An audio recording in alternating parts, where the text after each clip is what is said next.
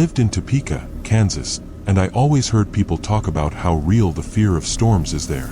But I never truly understood it, until the night I almost lost everything. It was early spring. The sky looked strange since the afternoon, a greenish-gray color I had never seen before. The clouds looked low and heavy. Around 8 p.m., my phone went off with that emergency alert sound. Tornado warning, seek shelter immediately. I laughed nervously. I thought it was an exaggeration. I was new in town and didn't really understand how serious the alert was. But when the wind started slamming against the windows, I felt in my stomach that it wasn't a joke. The trees were shaking violently from the strong winds. The lights flickered several times until they went out completely. I was alone in total darkness, with only my phone flashlight. The sound of the storm became so loud it felt like the house was being ripped apart. The wind howled like it was trying to break inside, and I could hear objects crashing, flying, and breaking outside, plus the windows rattling hard. When the noise got too intense, I ran down to the basement. The stairs were shaking. I was shaking. My breathing felt short and confused, and I thought the roof was going to collapse any second. Suddenly, I heard a huge crash, like a truck had hit the house.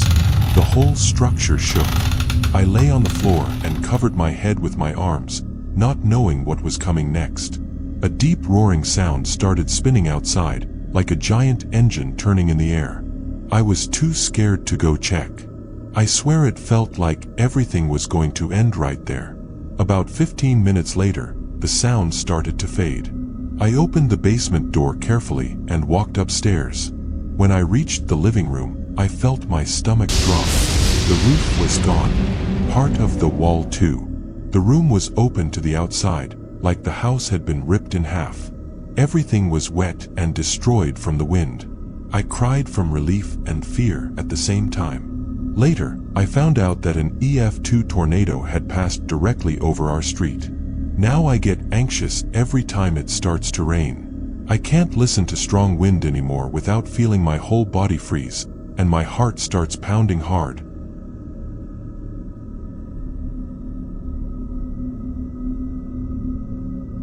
I was driving from Houston to San Antonio, Texas, coming back from work late at night.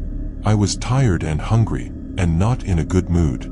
There was almost no one on the road. The radio started getting static, and the sky suddenly turned completely black, like someone had turned off the lights. I was already getting annoyed. It started raining so hard that the wipers couldn't keep up. In a few minutes, I couldn't see even 1 meter in front of me. I thought about pulling over, but it was so dark I couldn't even see where the shoulder was. I started cursing a lot. Then the wind started shaking the car. First lightly, then so strong that the whole car was rocking side to side. I held my breath and gripped the steering wheel as hard as I could, not knowing what to do. My heart was racing. My phone alert went off out of nowhere. Severe storm with hail and tornado risk.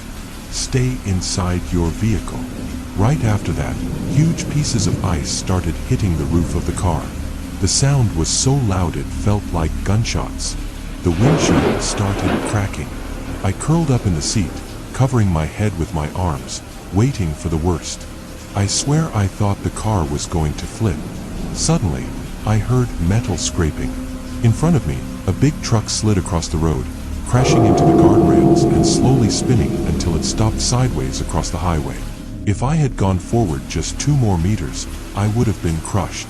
The storm lasted almost 40 minutes.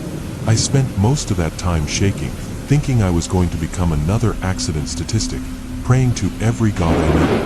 When it finally calmed down and I got out, my car was completely smashed, almost unrecognizable. Ever since that night, whenever the sky gets too gray, I pull over wherever I am. I don't take risks anymore. I know I won't get lucky twice.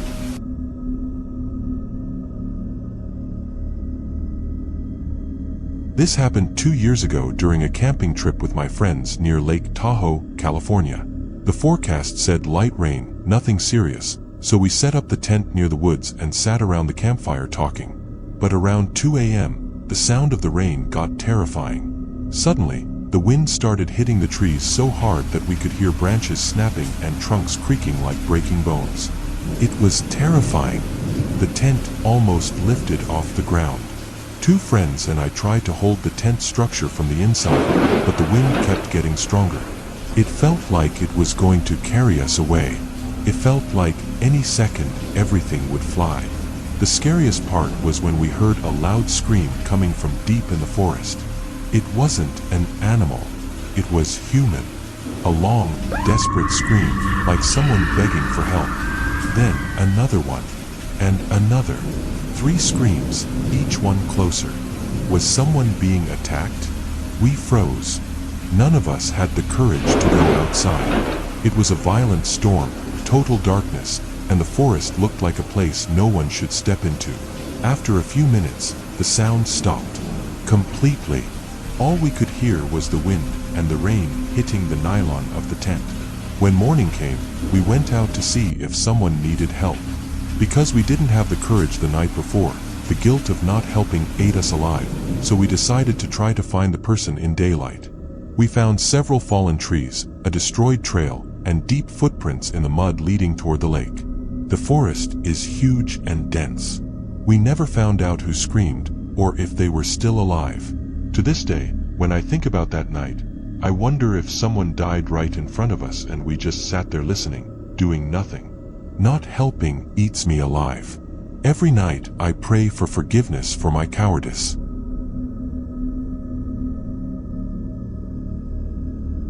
I worked as a night security guard in a small hospital in Des Moines, Iowa. I thought I had seen a little bit of everything. I thought nothing could surprise or scare me anymore. It was early summer, and a bad storm started right at the end of my shift. The wind hit the walls like it wanted to knock the building down. The emergency system started the internal tornado siren. The protocol was simple: move patients and staff to the basement. We're trained to stay calm and act with reason. But on the way there, out of nowhere, the power went out. Total darkness covered the whole hospital in a split second. The generator didn't turn on. Everything was completely dark. All we could hear were thunder and the wind screaming outside. I started guiding everyone with a weak flashlight, trying to keep calm.